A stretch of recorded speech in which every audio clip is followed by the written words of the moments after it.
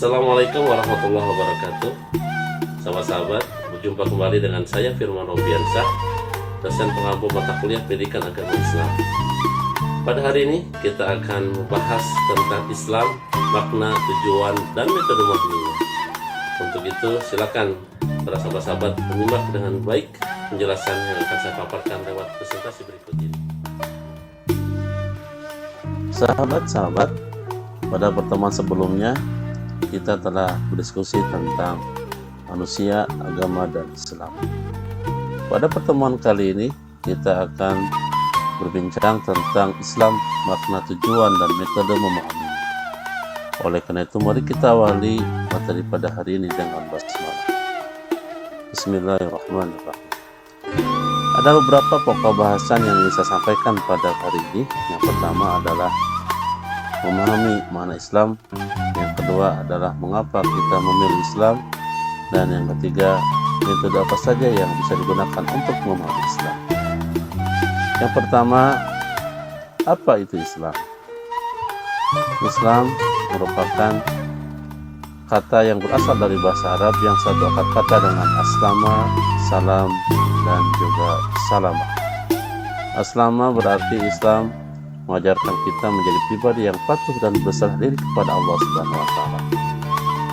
Kemudian yang kedua, Islam bermakna salam, yang artinya Islam merupakan agama yang mengajarkan kedamaian, ketentraman, dan menjaminkan rasa aman. Dan makna yang ketiga, Islam juga berarti salamah, artinya Islam menjaminkan keselamatan dan kebahagiaan di dunia dan di akhirat. Kemudian yang selanjutnya adalah mengapa kita memilih Islam? Yang pertama, Islam adalah agama yang sesuai dengan fitrah manusia. Yang kedua, Islam adalah jalan hidup yang sempurna, karena Islam adalah agama yang menyempurnakan ajaran-ajaran sebelumnya.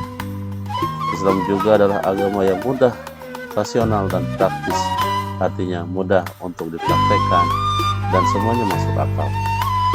Islam juga adalah agama yang universal dan kemanusiaan, karena kebaikan yang Islam tawarkan itu adalah rahmatan lil alamin, yakni rahmat bagi semesta alam. Kemudian Islam juga ajarannya terpelihara dari perubahan, karena Islam memiliki kitab suci yang otentik yang Allah jaga sampai hari kiamat nanti. Namun demikian, Islam juga adalah agama yang stabil dan berkembang. Meskipun ayat Al-Quran yang tidak berubah, namun penafsiran, pemahaman terhadap ayat-ayat Al-Quran ada perubahan sesuai dengan perkembangan zaman. Karena itulah Islam agamanya stabil dan berkembang. Kemudian metode Islam jika dibandingkan dengan agama samawi sebelumnya, Islam adalah agama yang universal, berlaku untuk semua kalangan, sementara agama sebelumnya hanya lokal dan bangsa waktu tertentu saja. Islam juga agama yang menyempurnakan ajaran-ajaran sebelumnya, sementara agama sebelum Islam hanya mengganti kedudukannya saja. Dan yang ketiga, Islam adalah agama yang pelurus dan pengoreksi, sementara agama sebelumnya ada penyimpangan-penyimpangan. Sahabat-sahabat yang beriman, kemudian apa saja metode yang bisa kita gunakan dalam memahami Islam? Berikut yang pertama adalah metode kajian isi dan disiplin ilmu. Menurut metode ini, Islam dibagi menjadi 3 pokok disiplin ilmu, yakni akidah, syariah, akhlak. Ketika kita ingin belajar Islam, maka kita bisa mempelajari ilmu akidah yang membahas tentang keimanan. Jika kita ingin belajar Islam, kita juga bisa belajar tentang syariah, yakni disiplin ilmu yang membahas tentang tata cara beribadah, baik mahdhah maupun ghair mahdhah. Juga ada akhlak yang membahas tentang bagaimana kita beretika. Kemudian metode yang selanjutnya adalah metode kajian Al-Quran dan sejarah Islam. Menurut Al-Syariati, ketika kita ingin memahami Islam, maka pahami yang pertama adalah sejarahnya, yang kedua adalah kitab suci.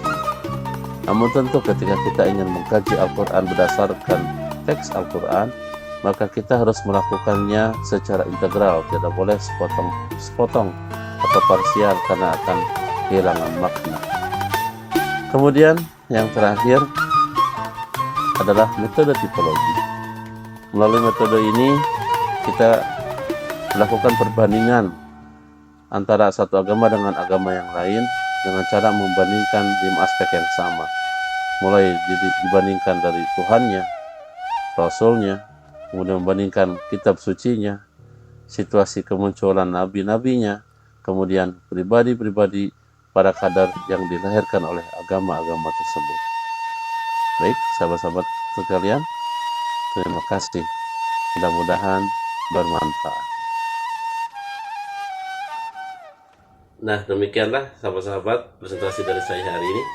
Semoga dapat dipahami dengan baik. Dan jika masih ada yang belum paham, silakan komunikasikan langsung kepada saya lewat link email berikut ini. Terima kasih, selamat berjumpa kembali di pertemuan selanjutnya. Assalamualaikum warahmatullahi wabarakatuh.